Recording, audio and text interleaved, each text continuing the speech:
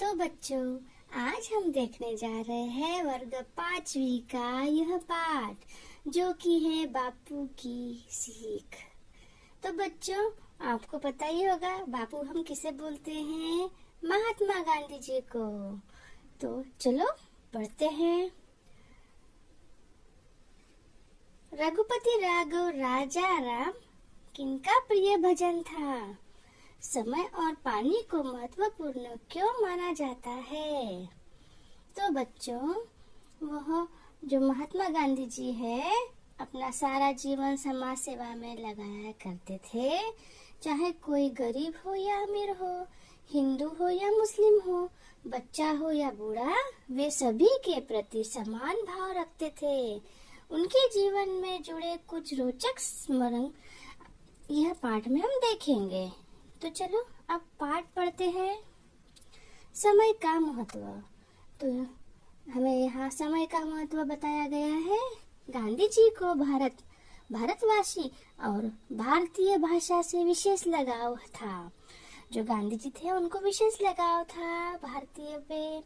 वे समय का पालन कठोरता से करते थे।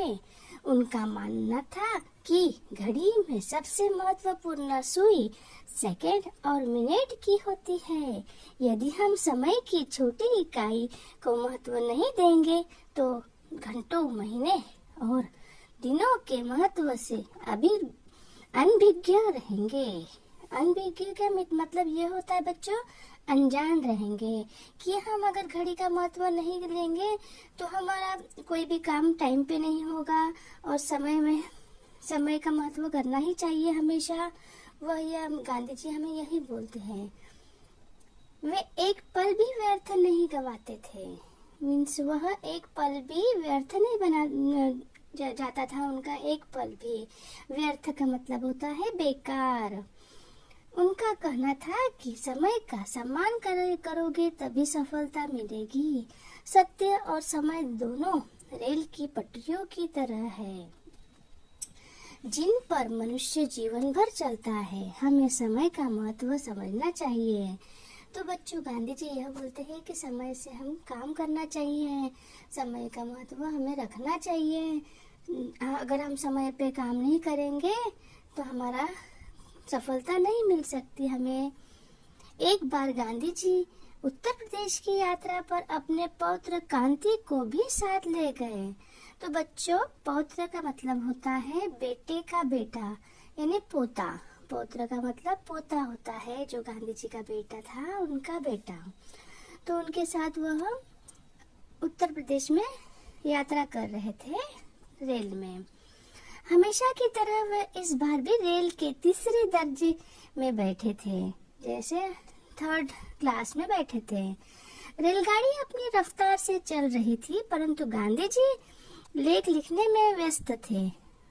उन्होंने अपने पौत्र कांति से पूछा, कितना समय हुआ था? जैसे गांधी जी अपने कुछ लेख लिख रहे थे और बीच में ही उन्होंने अपने पोते से पूछा कि कितना समय हुआ है। कांति ने कहा 5 बजे है। अचानक गांधी जी की नजर घड़ी पर पड़ी और उन्होंने देखा कि घड़ी में 5 बजने में 1 मिनट बाकी है। उन्होंने लिखना छोड़कर कांति को देखा और कहा, ध्यान से देखो कितना बजा है। जैसे गांधी जी को डाउट आ गया कि अभी 5 नहीं बजा, और कांति ने बोला कि 5 बज गए हैं। तो गांधी जी उसे बोलने लग गए, तो ध्यान से देखो कितने बज रहे हैं। कांति ने ध्यानपूर्वक देखकर कहा, 5 बजने में 1 मिनट शेष है। गांधी जी ने कहा, घड़ी रखने का क्या लाभ है जब तक सही समय न बताया जाए। यदि 30 करोड़ मिनटों को जोड़ा जाए तो कितने महीने और कितने दिन होंगे? यदि 5 की जगह 1 मिनट कम कहे तो क्या होगा? तुमने सत्य को न पहचान कर गलती की है। भविष्य में ऐसा नहीं होना चाहिए। जैसे कांति ने बोल दिया गांधी जी को कि 5 बज गए हैं, लेकिन 5 बजने को 1 मिनट था। तो गांधी जी ने उसे समझाया। अब आगे पढ़ते हैं। किसकी है गंगा यमुना? बात इलाहाबाद की है। सुबह का समय था। गांधी जी, नेहरू जी एवं अन्य स्वयंसेवकों के साथ बातें करते करते हाथ मुंह धो रहे थे। जैसे गांधी जी हाथ मुंह धो रहे थे, वहाँ कौन कौन उपलब्ध था? जो स्वयं सेवक वही तो वो था, और नेहरू जी उपलब्ध थे। आप देख ही सकते हो यह पिक्चर में। गांधी जी ने कुल्ला करने के लिए जितना पानी लिया था वह खत्म हो गया और उन्हें दोबारा पानी लेना पड़ा। इस बात से गांधी जी थोड़े खिन्न हो गए। तो बच्चों, खिन्न का मतलब होता है दुखी, परेशान, क्योंकि उनने और थोड़ा सा पानी और ले लिया। गांधी जी के चेहरे के भाव बदलते देख नेहरू जी ने पूछा, क्या हुआ? आप कुछ परेशान दिख रहे हो है? बाकी स्वयंसेवक भी गांधी जी की तरफ देखने लगे। गांधी जी बोले, जैसे गांधी जी परेशान दिख रहे थे तो सबने उन्हें पूछा, मैंने जितना पानी लिया था वह खत्म हो गया और मुझे दोबारा पानी लेना पड़ रहा है। यह पानी की बर्बादी है। तो गांधी जी ने बोलने लग गए कि मैंने पानी और थोड़ा ले लिया तो यह पानी की बर्बादी है। नेहरू जी मुस्कुराए और बोले, बापू, आप इलाहाबाद में हैं। यह त्रिवेणी संगम है। यह गंगा यमुना बहती है। कोई मरुस्थल थोड़ी ही है कि पानी की कमी हो। आप थोड़ा पानी अधिक भी प्रयोग कर लेंगे तो क्या फर्क पड़ता है? तो उन्हें नेहरू जी मुस्कुराते हुए बोले कि आप कहीं पे दूसरे इधर थोड़ी हो मरुस्थल पर कि जहाँ पानी की कमी है। यहाँ तो त्रिवेणी संगम है। गांधी जी ने कहा, किसकी है गंगा यमुना? ये सिर्फ मेरे लिए ही तो नहीं बहती। उसके जल पर तो सभी का समान अधिकार है।